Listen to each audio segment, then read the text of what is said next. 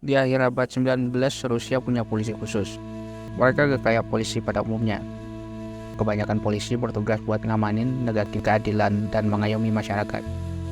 Kalau polisi Rusia ini beda banget. Polisi khusus ini bertugas buat ngebasmi orang-orang yang ngelawan pemerintah. Pada waktu itu, pemerintahan kekaisaran sangat dibenci rakyat yang berhaluan politik kiri. Mereka gak jarang memantik pergerakan revolusioner. Ini bisa ngancem kekuasaan kaisar.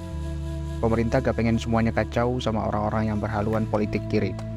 Polisi rahasia itu bermarkas di Petrograd. Dalam tugasnya, mereka disebar di semua tempat yang potensial bagi simpatisan politik kiri buat beraksi. Sebagian besar anggotanya beroperasi di seluruh kawasan kekaisaran Rusia.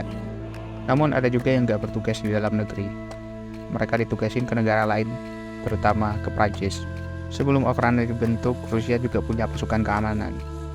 Pasukan ini ada karena keselamatan kaisarnya sering terancam. Yang pertama itu pada tahun 1862, tepatnya pada tanggal 2 Agustus, Kaisar Alexander II hampir dibunuh.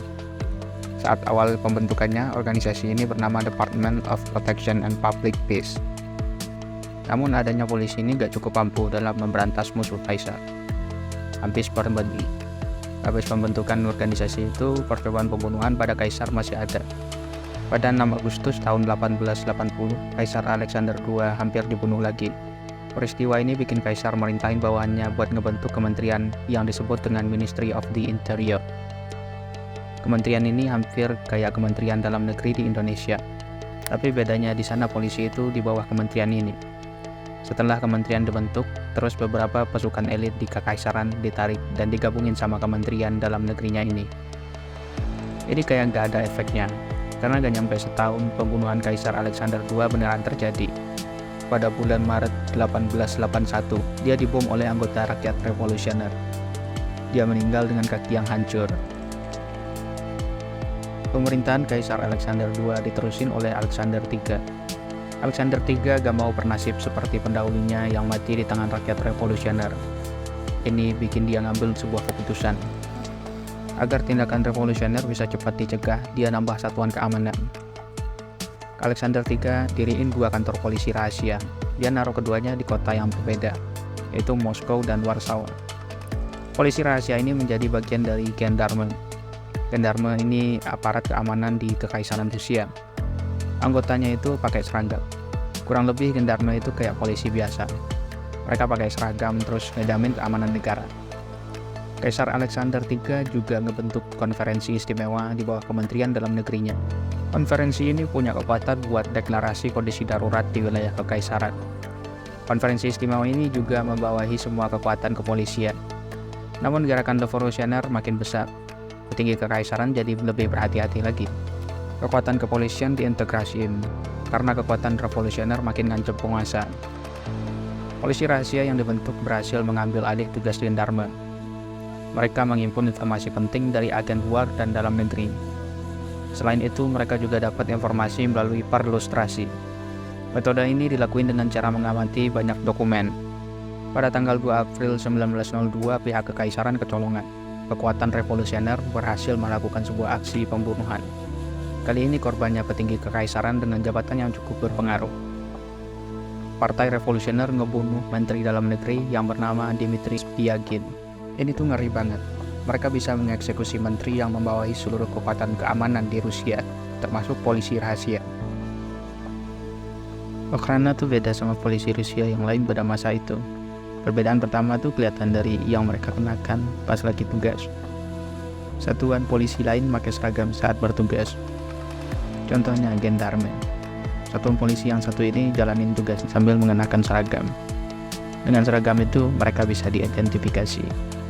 Orang-orang bakal dengan gampang ngebedain personil gendarme dengan masyarakat sipil atau petugas lainnya.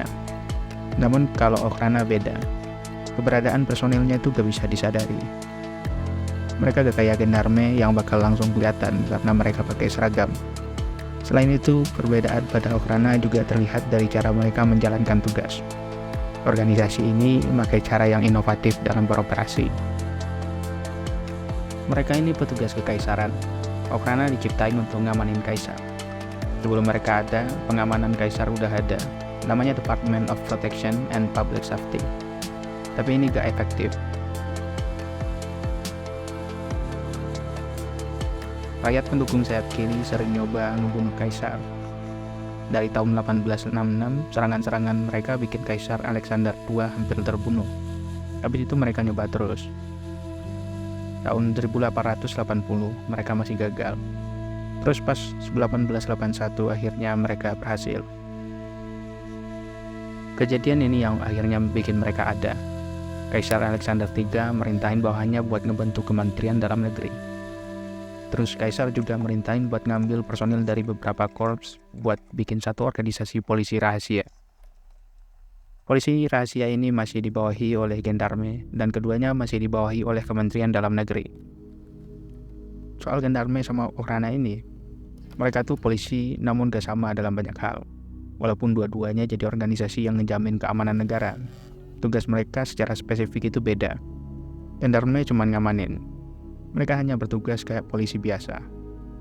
Kalau Okhrana ngamanin juga, tapi mereka lebih ke yang secara rahasia. Intinya dua-duanya sama ditugasin buat negara, terutama ngejamin keamanan Kaisar. Kalau tugas mereka ngamanin Kaisar, berarti mereka juga bakal sensitif banget sama musuh Kaisar. Tapi ini juga jadi pembeda Okhrana dengan polisi lainnya. Mereka malah merangkul kelompok revolusioner. Okhrana bahkan berperan dalam kekacauan-kekacauan yang dibuat sama kaum revolusioner. Pada suatu kesempatan, Okhrana memuluskan sebuah aksi yang dilakuin sama kaum kiri itu. Saat itu kelompok revolusioner mau nerbitin majalah yang bernama People's Will. Isi majalah ini tentunya berkaitan dengan paham mereka. Mereka gak suka sama Kaisar, maka isi majalahnya gak jauh dari protes terhadap pemerintah. Mereka tentunya mau ngebakar semangat simpatisannya melalui majalah itu. Sebagai kelompok yang berseberangan dengan penguasa, itu bakal sulit. Pemerintah gak bakal ngebiarin. Itu tentunya bakal ngehasut orang-orang. Pemerintah bakal ngalamin makin banyak perlawanan. Biar perlawanan itu gak terjadi, pemerintah harus hentiin semuanya. Namun ini yang gak terduga dari Okhrana. Seorang anggota yang bernama Georgi Sudyakin malah ngebantu Okhrana. Dia ngelakuin tindakan yang gak masuk akal. Sudyakin ini anggota organisasi pemerintahan. Otomatis dia harus mati-matian buat ngehalangin segala bentuk pelanggaran. Saat itu Sudyakin bahkan pakai dana dari Okhrana buat mulusin penerbitan majalah itu. Selain itu, dia dengan teman polisinya ngelolosin majalah People's Will di lembaga sensor pemerintahan. Ini yang bikin Okhrana beda sama yang lain. Mereka gak konfrontasi langsung sama musuhnya. Mereka menginfiltrasi kelompok revolusioner dan mempengaruhinya.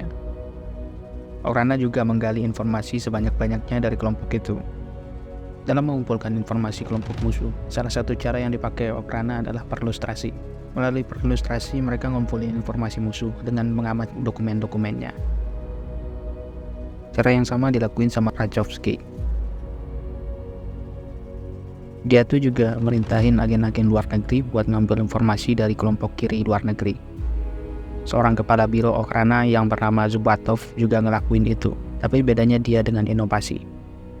Dia ngamatin kelompok kiri yang terdiri dari pekerja. Hasil pengamatannya itu bikin dia nambahin cara lain dalam ngamanin negaranya. Dia ngelihat kalau para pekerja terus-terusan ngeluh dan gak suka sama pemerintah. Itu ngasih dia inspirasi buat ngelakuin sesuatu. Zubatov ngebentuk persatuan buruh dan ngendaliin persatuan buruh tersebut. Dia punya rencana lain saat pembentukan persatuan itu. Zubatov mikir kalau semua buruh bersatu, mereka bakal lebih giat. Dia juga berencana ngehambat ruang gerak kaum revolusioner. Dengan adanya persatuan buruh, Zubatov juga bisa mempengaruhi pekerja buat gak mendukung kelompok kiri. Hal ini berhasil, dan Zubatov bikin pergerakan ini makin besar. Para petinggi tahu berita itu. Kaum revolusioner pada gabung dengan persatuan buruh. Ini paling banyak terjadi di distrik Minsk dan Odessa. Pada tahun 1902, saat dia jadi special section, dia memperluas jaringan persatuan buruh ke Saint Petersburg dan selatan Rusia. Setahun kemudian, situasi berubah. Zubatov bikin lebih banyak orang gabung ke persatuan buruh. Ini harusnya bagus. Setiap orang yang gabung harusnya bikin pemerintah makin aman. Zubatov bikin persatuan agar orang-orang gak mau gabung kelompok revolusioner. Harusnya, kalau makin banyak yang masuk persatuan buruh, maka pengikut revolusioner makin dikit. Tapi yang dia dapetin malah sebaliknya. Kerjaan dia malah makin berat. Makin banyak anggota persatuan, mereka makin susah diatur. Pada tahun 1903, semua itu memuncak. Mereka ngadain demo besar-besaran. Demo itu dinamakan dengan General Strike. Itu mendiskreditkan Zhubatov. Dia akhirnya dipecat dan dibuang. Pada tahun 1905, sebuah demonstrasi besar-besaran terjadi lagi. 6.000 hingga 8.000 pekerja turun berjalan. Kalau jumlahnya segini bakal susah dikontrol. Apalagi Ukraina juga cuma polisi rahasia. Organisasi ini benar-benar kewalahan. Selama beroperasi mereka cuma menyusup dan sembunyi-sembunyi. Ini malah ngadepin 8.000 orang.